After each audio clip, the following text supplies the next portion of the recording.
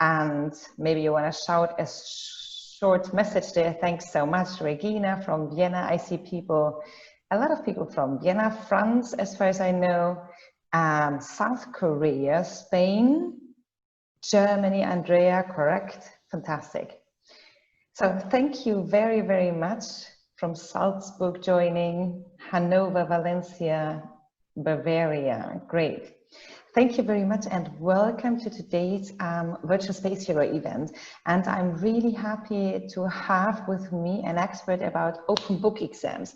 And I do know that very likely you have already experienced a lot of virtual exams, right? All of us have been in exams the past month in many of the European countries, at least. And I hope with today's event, Virtual Space Hero event, we are able to shed also a different light and on what is competency-based or open book exams. Virtual Space Hero is a platform for virtual enthusiasts or to-bes, and I do know that many of you are members, which I'm really happy about. And today's event, I am happy to welcome Anna Heath from the Fern-FH, Ferdinand Porsche Fern-FH in Austria, a university I'm also teaching for. Anna Heath, it's a pleasure to have you with us. Anna Heath is a professor at the Distance Learning University. So of course they have a lot of experience when it comes to distance learning and also to open book exams. And clearly they probably have been, the university, less affected by the Corona lockdown and by the going virtual from one day to another. So Anna Heath teaches online for 8 years. Her research interests are organization studies, nonprofit management, qualitative methods.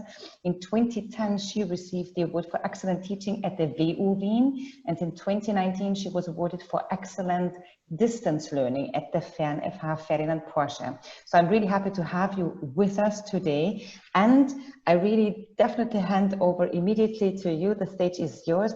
I'm very much looking forward to your presentation. We have sort of like 15-20 minutes input from Anna Heath.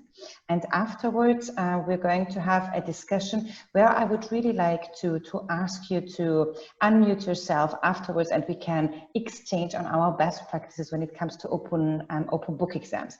If you have a very urgent question in between, you can just post it into the chat window and I'll pick it up if it's super urgent. Otherwise, we come back to it later. Anna Heath, are you ready for the presentation? I'm ready. Fantastic. So welcome again and thanks for being with us. Thank you, Barbara, for invitation. So I'm Anna Heath. As Barbara also already said, I'm from the Fern-FH Distance Learning University of Applied Sciences. And before I, would really go into the deep of exams and virtual exams, I would like to introduce our institution a little bit so that you can understand in which setting we are in. So, should go. Yeah, here we go. Here we go. So we are a very small university in Wiener Neustadt near Vienna, but we are a distance learning university.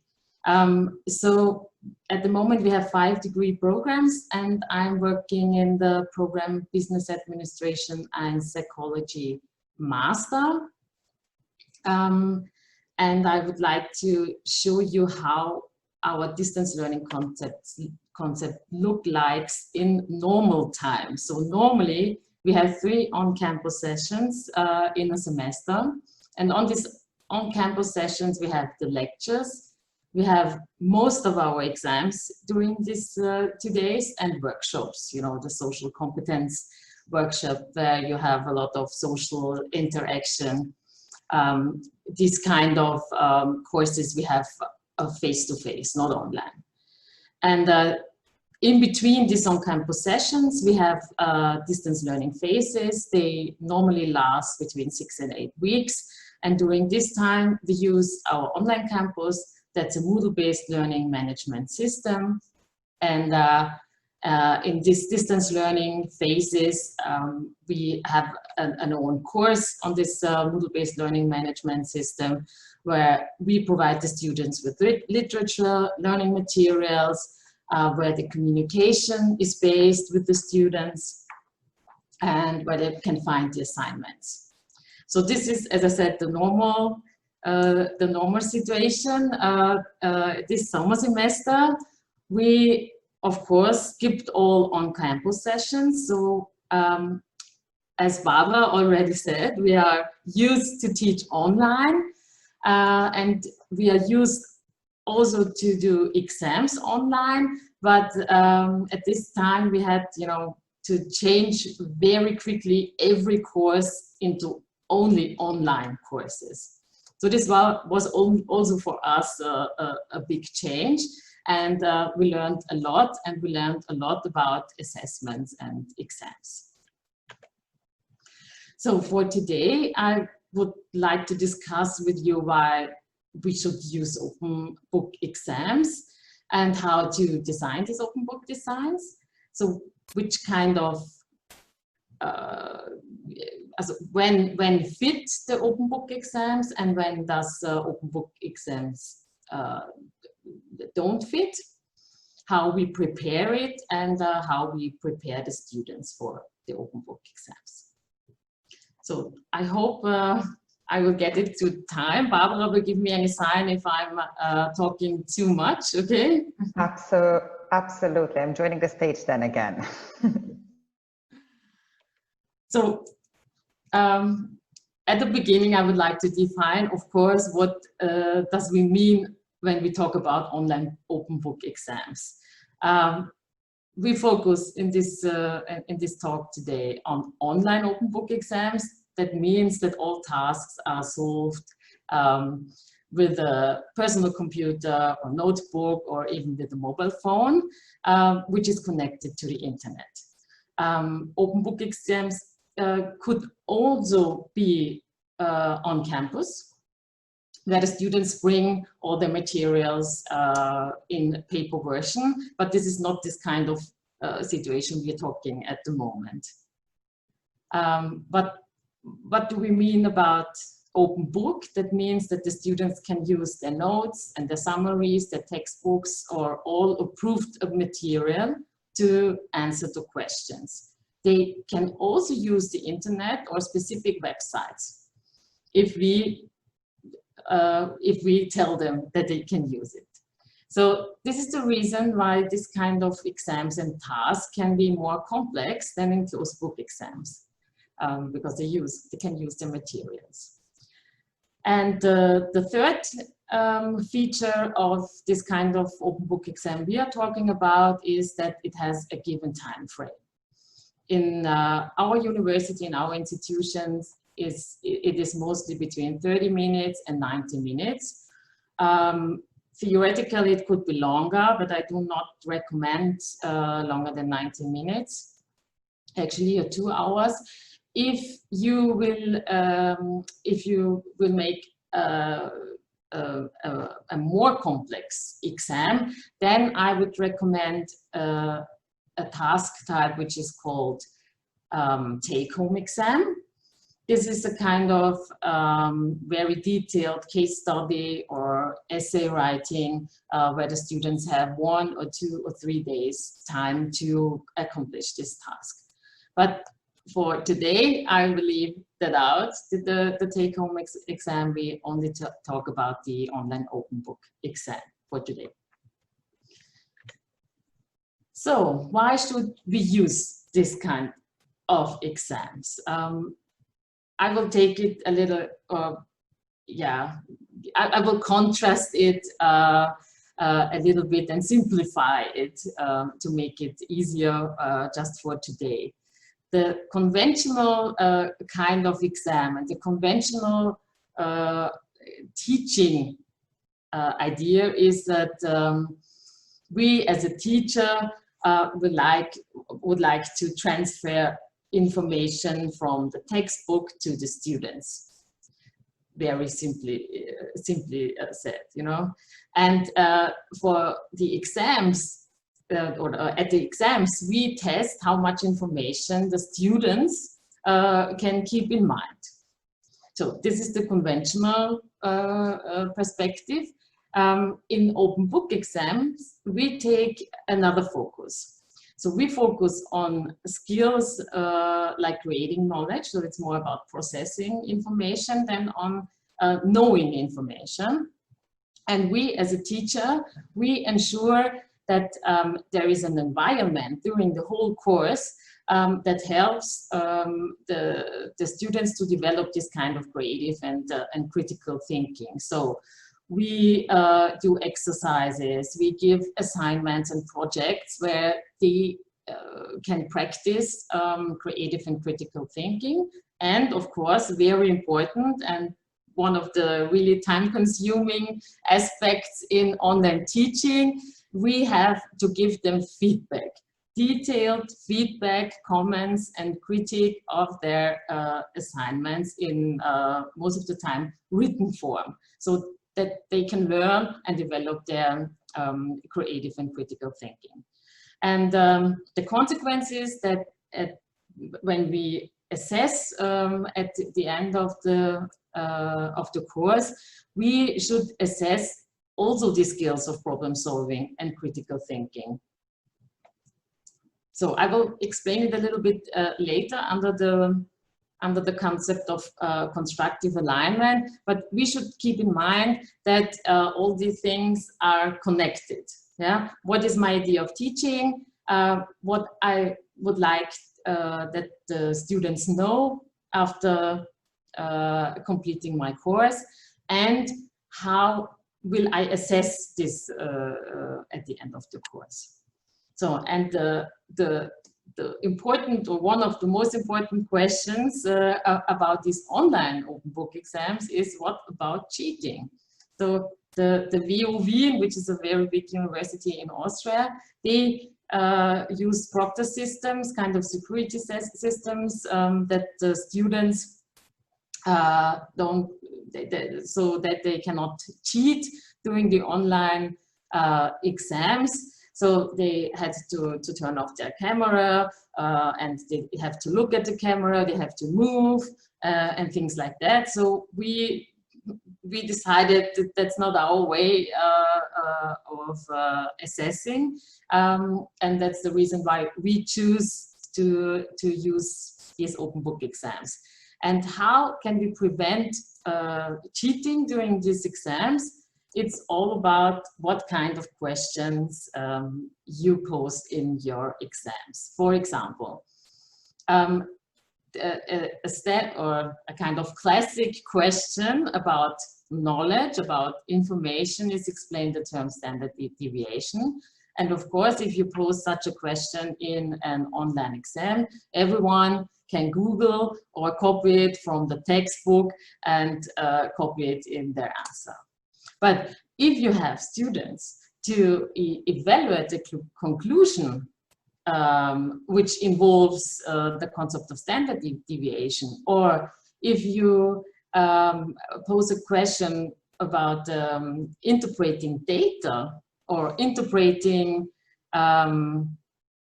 results of an empirical study where you have a standard deviation included, then they cannot copy it from the textbook. They have to argue and explain it on this given example. And yeah, so this reproducing is pointless.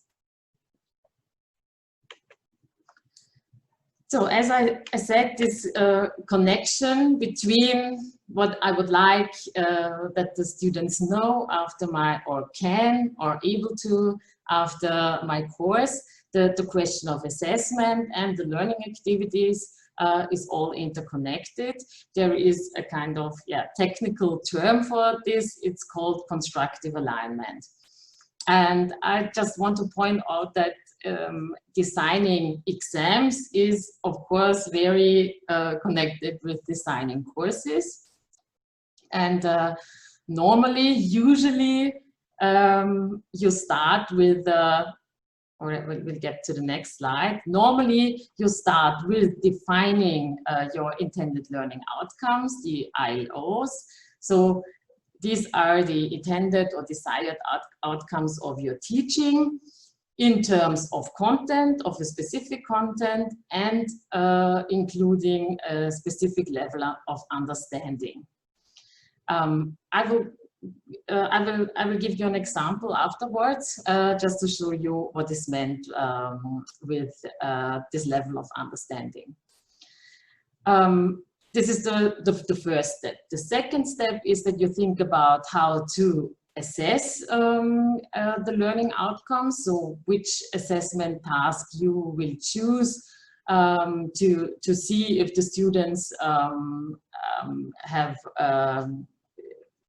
attained these outcomes. And the third step is that you choose teaching and learning activities that helps, supports the students to design, to achieve the intended outcome. So this is normally, these are normally the steps in constructive alignment when you construct courses.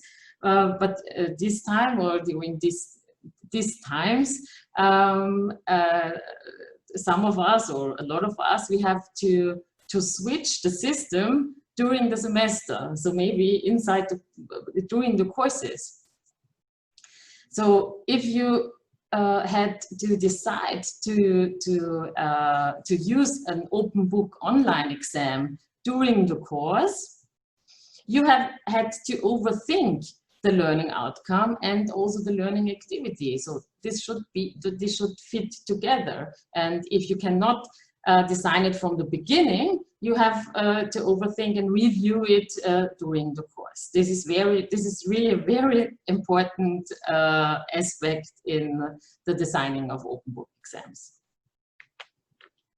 So now here is the promised example how to do constructive alignment, and I used the example of this session for today, and I formulated a very ambitious aim for this session. So the intended learning outcome, content, plus level of understanding. I use an active verb in Bloom's taxonomy. I will show you Bloom's taxonomy in a few minutes. And I formulated this learning outcome. At the end of the session, you will be able to design an open book exam for your course. So important for the learning outcome is that it's from the perspective of the student. It's not the teacher perspective, but the learner perspective. It will be in the future, so you will be able, and you use an active verb to explain your learning outcome. In this case, it's designing. And the content, the active word is design, and the content is the open book exam for your course.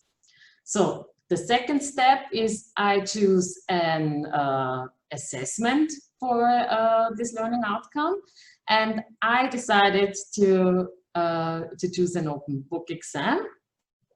And I choose the task, it's an example, choose a course in your study program, and then we have these questions. How would you design an open book exam for this course? What changes would you make? How would you evaluate the constructive alignment of this course?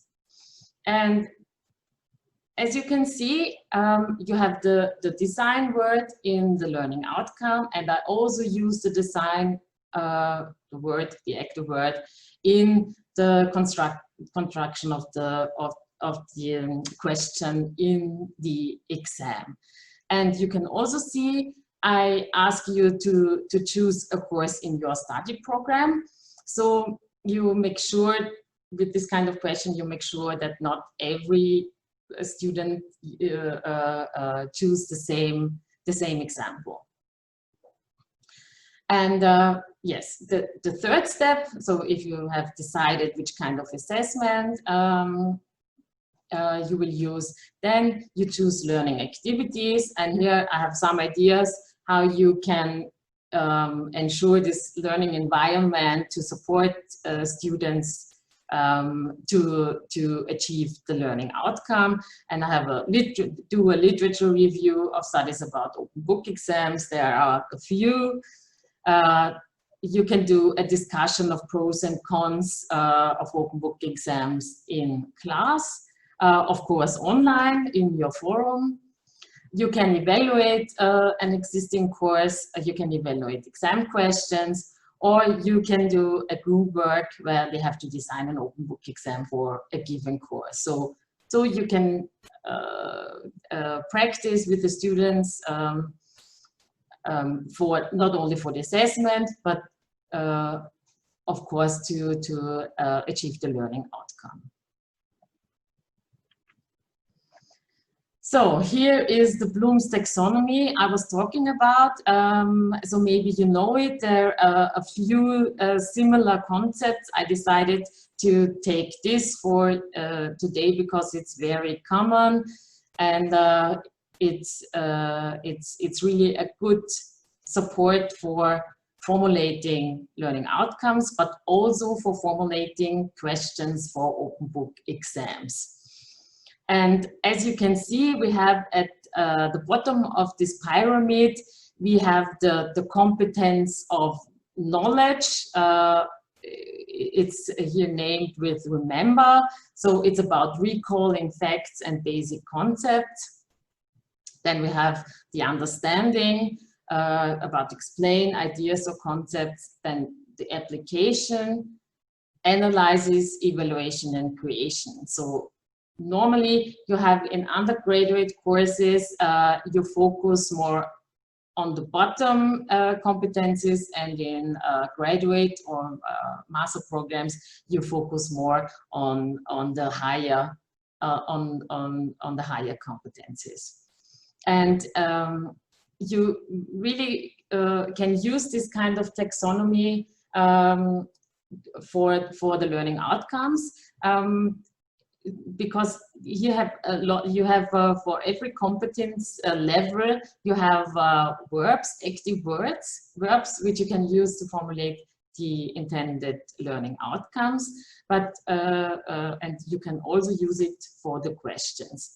And for open book exams, as I marked it here at this pyramid, the create, evaluate, analyze, and apply are really perfect for open book exams. The remember competency cannot be assessed in an open book exam. I mean, you can, of course, but then you cannot prevent it, the cheating. And the understand level is kind of maybe.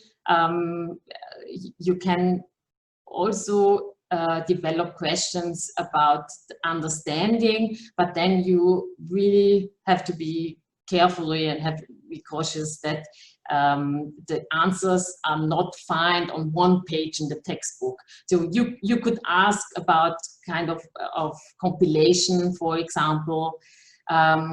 You can ask about discussing that they have to compare different concepts and ideas which they don't have in the textbook as such. So again, with the Bloom's taxonomy, you can see how the learning outcomes and the assessment types and the assessment questions are very interconnected. So here I have a list, and I will not read it for you, but you can read it by yourself. All these are very good ideas, not for me, honestly, for task types for open book exams.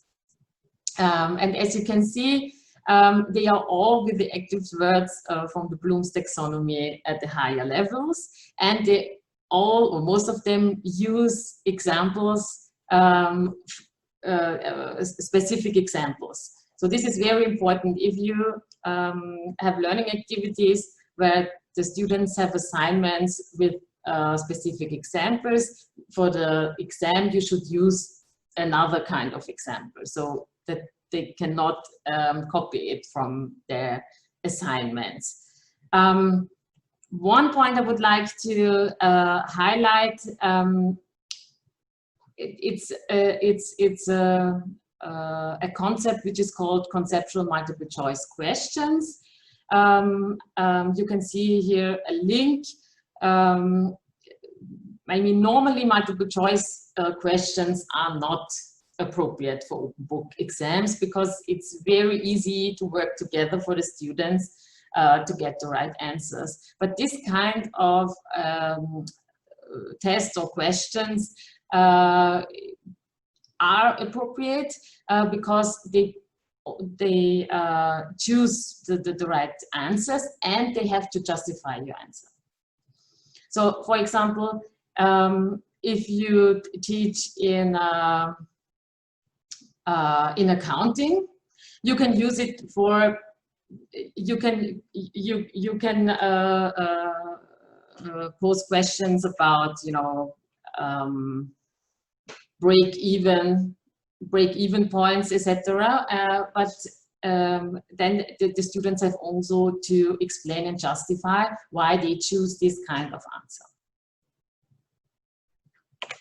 Yeah, so, and I'm nearly at the end, but only nearly. I have a checklist here to have an overlook what we already done and what is still missing. So ensure the constructive alignment. I talked about this very lot. Set appropriate questions.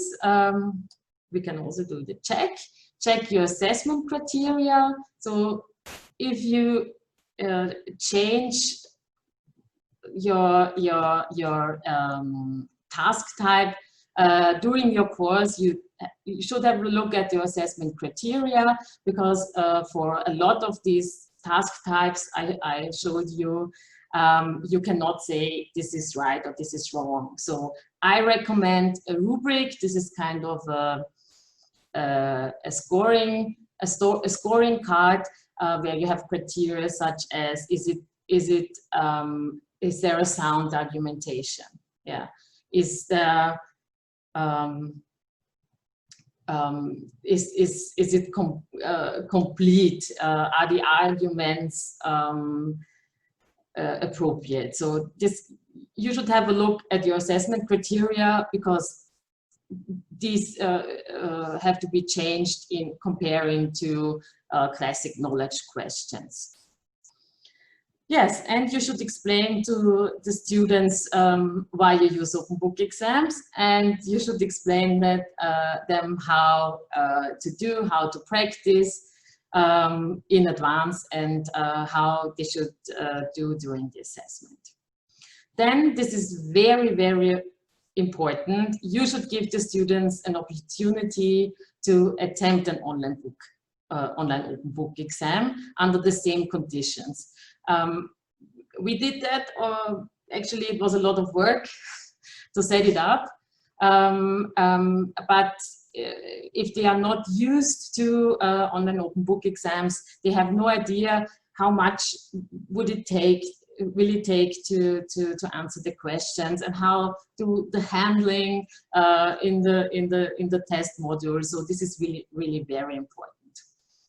And at least the student should prepare notes for their exam, and this is something you can also include in your learning activities. So this is one. This is a very good tip for the students, that they should organize their notes. And as I said, here's an overview how the student should prepare to open book exams. It's, of course, it's important that they understand the course content. So sometimes if they hear open books, and sometimes if they know they can use the books, they forget that they have also to learn it and to look at it. They should organize their notes so that they can find the content quickly during the assessment. They should practice. They should have a plan. So how much time do they need for a short question, for a longer question, and of course they have to check their systems so that they know what to do if there are kind of technical troubles during the assessment. This is also very important for them to feel safe. To sum up, what are the pros and the cons for open book exams? So in an educational for educational reason and not for practical reasons, it is that open book exams give more freedom and flexibility when you construct your exam. It emphasizes the high order thinking skills. If you think of the pyramid of the Bloom's taxonomy, so there's the focus on the higher order skills and competencies, and it de-emphasizes the rote learning. So that's what we all always want, that the people understand and not only learn surface or rote. Open book exams can have a broader scope, and they are more realistic exams because they kind of professional work where you're used to use all kinds of resources. But there are also cons. So we experienced and observed that the students in the first open book exams, the students believed they underestimated it actually, and the grades were a little bit worse than in the closed book exams. Another con is that the students sometimes place too much emphasis on their materials, how to find it and where, instead of really learning and practicing. Some kind or several types of questions don't work, like definitions and descriptions. And actually not always, but the grading can be more time consuming for the lecturers, for the teachers than in closed book exams, because you have to evaluate the arguments and there's no right or wrong. Yes, and here I have a lot of resources and links for you. There are a lot of websites from universities where you find ideas for open book exams and all the theoretical background to this. So you should try it, and yes, it's interesting, but I would say you can see with open book exams that the students are really better in application, analysis, evaluation, and in understanding the theories you teach them. Thank you.